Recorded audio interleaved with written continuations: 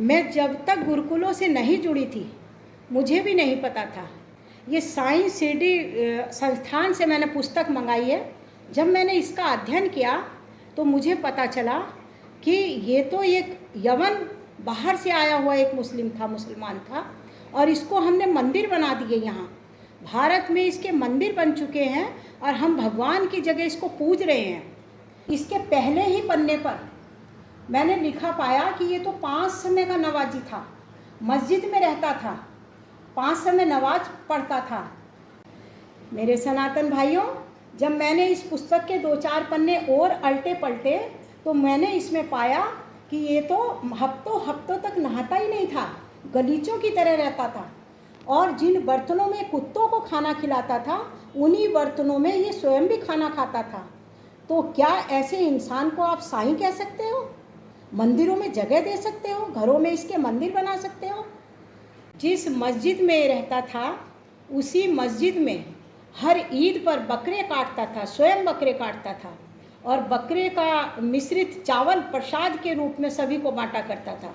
कुछ हिंदू भाइयों ने इसका परहेज किया और ऑब्जेक्शन उठाया तो इसने कहा कि ये प्रसाद है, अल्लाह का प्रसाद है, ये आशीर्वाद के रूप में आप इसको ग्रहण कीजिए। जितने भी संसार में संप्रदाय हैं इसको कोई भी भगवान नहीं मानता। जैनी, बौद्ध, ईसाई, सिख, कोई इसको भगवान नहीं मानता। मेरे सनातन भाइयों, आप अपनी बुद्धि को खोलिए, विवेक से काम लीजिए। आपने इसको मंदिरों में जगह दे दी, परमात्मा की जगह इसको भगवान की जगह दे दी। ये तो मनुष्य कहलाने के लायक भी नहीं है।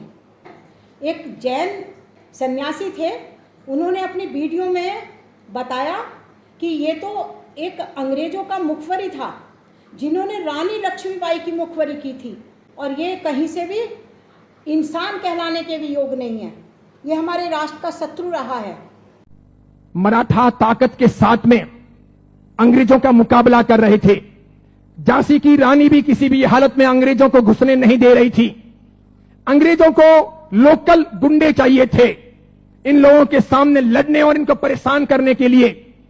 चांद मियां ने पैसे लेकर के झांसी की रानी के खिलाफ में अंग्रेजों के पक्ष में गुंडों को इकट्ठा करने और लड़वाने और मगजमारी करने के लिए तैयारी दिखाई।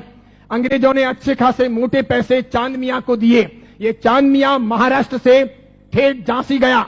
अंततः अंग्रेजों के हाथों झांसी की रानी लक्ष्मीबाई को मरवाने में इस चांद मियां की भी भूमिका रही। उसके मरने के बाद इन अंग्रेजों ने उस चांद मियां को नवाजा।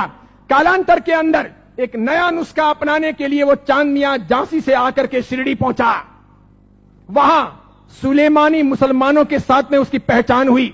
मूल अफगानी पिंडारी जाति का ये चांद मियां बहरुद्दीन का बेटा वहां जाने के बाद में सुलेमानों के साथ में परिचय में आकर के सुलेमानों के लिए काम करने लगा। मुसलमानों की ये सुलेमानी जाति षड्यंत्र पूर्वक हिंदू और मुसलमानों के बीच के भेद मिटाने और धीरे धीरे इस्लाम का भीतर से प्रसार प्रचार करने का कामकाज संभालती थी। ये स्लो पॉइजन देकर के धीरे धीरे लोगों को मुसलमान बनने के लिए अलग अलग तौर तरीकों से कब्रों पर ले जाने या फिर अलग अलग दरगाहों पर ले जाने, उन्हें बदलने, उन्हें चमत्कार दिखाने के तौर पर परिवर्तित करने का काम करती थी। उनको ये चांद मियां मिल गया।